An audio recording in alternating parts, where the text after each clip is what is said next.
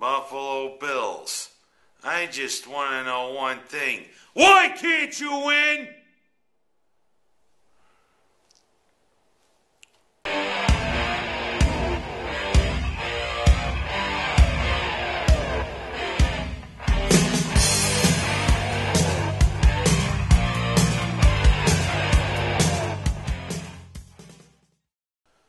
Boy, Buffalo, you just seem to have the ball right in your court at opportune times this season. And what do? You drop the ball. And that's an apropos way to describe what happened against Pittsburgh. And it is kind of a heavenly matchup for me. The two teams I admire the most. Because yes, Pittsburgh and Buffalo. Pittsburgh, I really do admit, I do like the Steelers. As the truth is, they're a blue-collar city. They're hard-working people. The Steelers are a class organization with the Rooney family. But yesterday was one of the few times I root against Pittsburgh. And you know what? The first half, Pittsburgh had their way. 24 of the 30 minutes of the first half, Pittsburgh possessed the ball. It looked to me like it was going to be Romp City by the Steelers all over the Bills. Yet the score was only 13-0 at the half. But then in the second half, Buffalo did what Buffalo has done the last few games. Come alive in the second half. Especially that quick kick that looked like something that the Moose would have done when he played for Syracuse.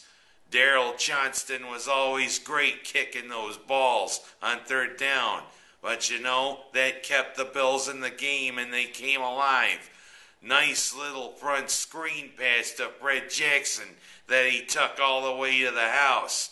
And nice little strip by Jairus Byrd on Rashard Mendenhall, who helped set up one of Ryan Lindell's field goals.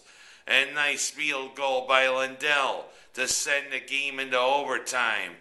But the truth is, there were several ways Buffalo could have won this. And two of them point to our wide receiver who has really come of age this year, Steve Johnson. The first of these, he could have caught a touchdown that would have won the game. But instead, it got tipped in the air. And Mr. Harry himself for the Pittsburgh Steelers, Troy Polamalu, wound up picking it off when it really looked like that the ball touched the ground.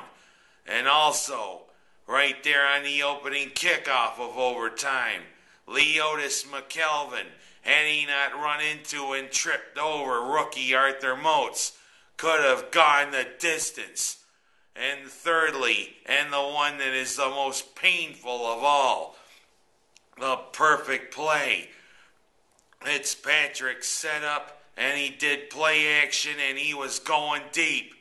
Johnson was wide open. He was so wide open you could have driven a truck through the chasm. But you know, he apparently spread butter on his hands before the play, because inexplicably he dropped the ball. Johnson, how can you become a great wide receiver in this league if you can't catch those balls?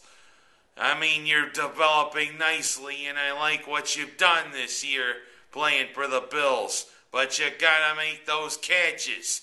You make that catch, I'm celebrating a huge win. But you know, Pittsburgh decided to get rid of fooling around and drove down. And Sean Schweesum, who was just signed a couple weeks ago by the Steelers, made good, sending the ball through the uprights, and the Steelers send the Bills to another painful loss. And you know, it's the story of this season. Buffalo is close, but they just are no cigar.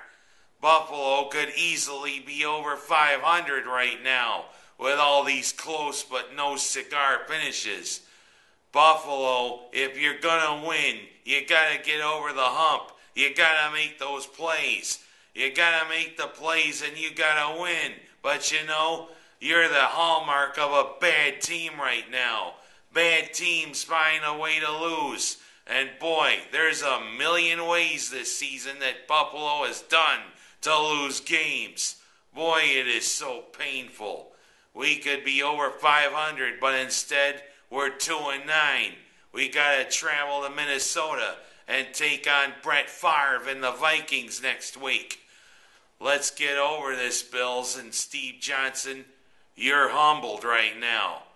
Part of me after yesterday's game wanted to do what Andre Johnson did to that Tennessee cornerback in that game and punch you dead in the face. But you know, you got some humble pie. And let's not sing about summertime blues, shall we? I'm Ken Haas. That's my story. And even though we lost, it was quite entertaining.